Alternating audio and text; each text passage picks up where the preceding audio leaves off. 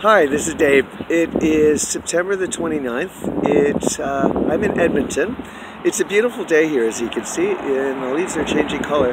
I was here about a week and a half ago, and this particular building I wanted to come by and show you and give you a feeling of what's going on in Canada and why. I'm trying to tie a few loose pieces together. This is an old building, or like a post-war building. What I want to draw attention to is the top floor, sparsely draped. The second floor, basically we've just got a sheet. It's like university days, but worse. A sheet just blocking it. The bottom floor, we don't have anything blocking it because it's empty. That's not a surprise because 90% of the housing stock in Canada is empty now because all the Canadians have fled. But I wanted to show you that, so that's one. What drew me to this building originally was that there were three chairs sitting out right here, actually, that were burnt. Someone had burnt some chairs and just thrown them out front.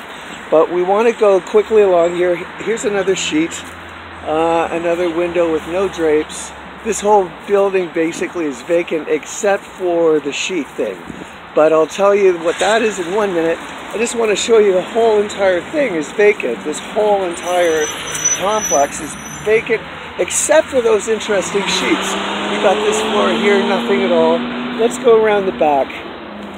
This is important. This is going to tie a lot of stuff together. So bear with me, but I want you to just kind of get a feeling for things here.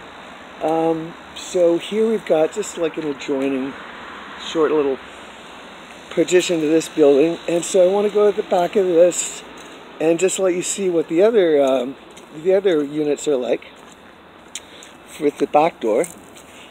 We have seen a lot of these rat traps around anywhere from Ontario to Regina to here now in Edmonton. Again, here we go. Basically, more sheets. You know, it's a nice place. There isn't much, but people always seem to jump around whenever I have a camera, and it gets pretty nervous. Again, this is very common in Edmonton. Edmonton has been trashed quite poorly. It's one of the areas. Thunder Bay is the worst. Edmonton's got a fair amount of violence and destruction as well. But I want to just continue around to the back of this so you can see here.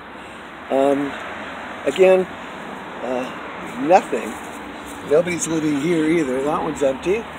I'm doing this quickly because they're going to come around and chase me. It's just a shopping cart. What you'll notice, though, is that pretty much the whole entire place. Now, I do want to point out the drainage water vent there, or system. That's important. You'll see over time why. But look at that, just boarded up there, boarded up there. What's going on?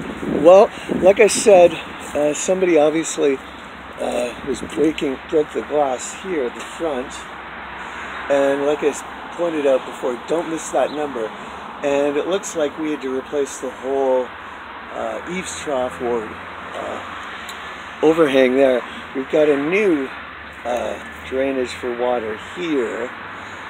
That's important. So what is going on? When I saw this, and we'll see another property in a few minutes that is even more alarming than this is in a gigantic way. Do you remember those 3 forest fires that got started in Fort McMurray, Alberta? I knew when I was in Prince Edward Island and heard the news that it wasn't the number 3 that was important. It was the fact that there's no way that 3 forest fires could just coincidentally start all by themselves. It just doesn't make sense, and it didn't. I knew something was up, I just couldn't understand what. I was here, though, a week and a half ago, and those 3 chairs, just average kitchen table chairs, had been burnt. So what I know now is that there are satanic offerings, and there are, you know, procedures and formats that go on to worshiping the devil and black magic and all of that, and they frequently set things on fire. It happens a lot. In Toronto, every couple of blocks, not every couple of blocks, it wasn't that frequent. You would see maybe every couple of days, that's better. You would see a whole house that had been completely torched because the implanted persons had gotten into there, and they were doing a ritual. Things went awry, and the whole place burned down.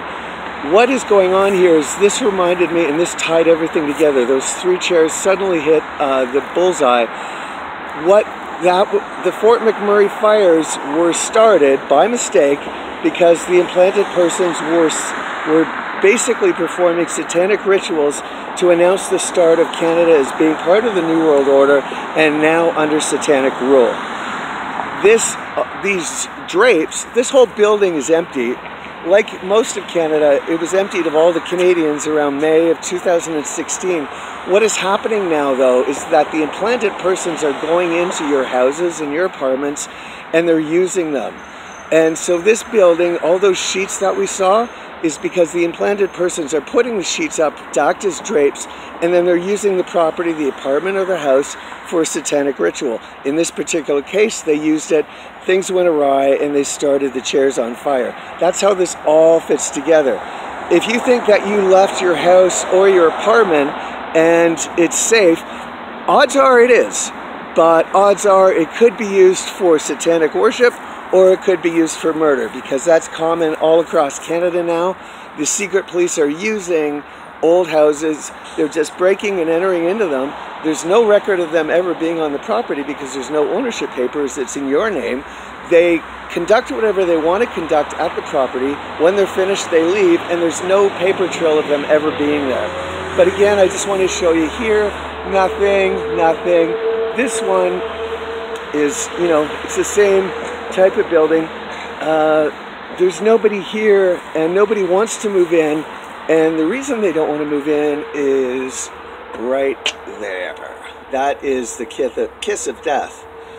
This is something I've seen in Edmonton only, and I've asked a few people what it means, and nobody seems to know. Big surprise. You get a lot of non-information here. People specifically give you wrong directions to places. They tell you buses go one direction and they don't. It's an extremely hostile environment. Frankly, that's why I say Canada sucks so much and I hate living here, because it really gigantically sucks. These implanted people are just miserable people. So we finished this tour.